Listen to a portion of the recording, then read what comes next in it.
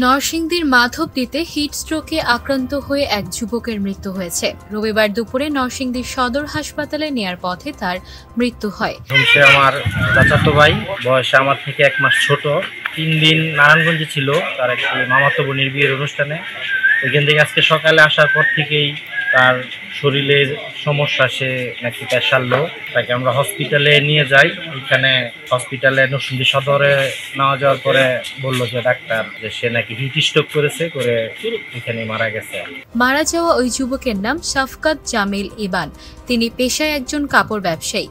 তিনি সদর উপজেলার মাধবদী থানার ভগীরথপুর এলাকার মৃত জাকারিয়া জামিলের ছেলে। নিহতের পরিবারের সদস্যরা জানান, স্ত্রী এবং 3 বছরের বয়সী কন্যা সন্তানকে নিয়ে নারায়ণগঞ্জ থেকে ঈদ পরবর্তী বেড়ানো শেষে করে নিজ বাড়িতে ফিরছিলেন ইবান। এ সময় তীব্র তাপদাহের ফলে হিট স্ট্রোকে আক্রান্ত হন। পরবর্তীতে বাড়ি ফিরে অজ্ঞান এবং অতিরিক্ত ঘামে স্বস্তিবোধ না করায় সদর হাসপাতালে নেয়ার পথেই তিনি মারা যান। সদর হাসপাতালের আবাসিক মেডিকেল অফিসার ডাক্তার মাহমুদুল কবির বাশার বলেন, পরিবারের পক্ষ থেকে জানানো হয় প্রচণ্ড রোদের মাঝে চলাফেরা এবং প্রচুর ঘামের ফলেই অজ্ঞান হয়ে যায় ইবান। তাকে হাসপাতালে নিয়ে আসার আগেই তার মৃত্যু হয়।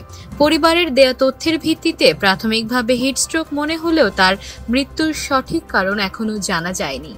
সে গতকাল তার নানি বাড়িতে ছিল, মামার বাড়িতে ছিল নারায়ণগঞ্জ। আজ সকালে সে তার নানা বাড়ি থেকে নিজ বাড়িতে ভগীরথপুরে আসার পর থেকে সে বলতেছে তার ভালো লাগতেছে না, অসুস্থতা বোধ করছে। তারপর স্থানীয় ডাক্তার এনে প্রেশার মাপার পর দেখে যে প্রেশারটা দেখা গেছে।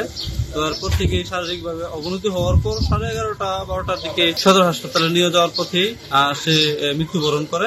নিয়ে যাওয়ার পর ডাক্তার ওইখান থেকে দেখে বললো যে হিট স্ট্রোক হতে পারে।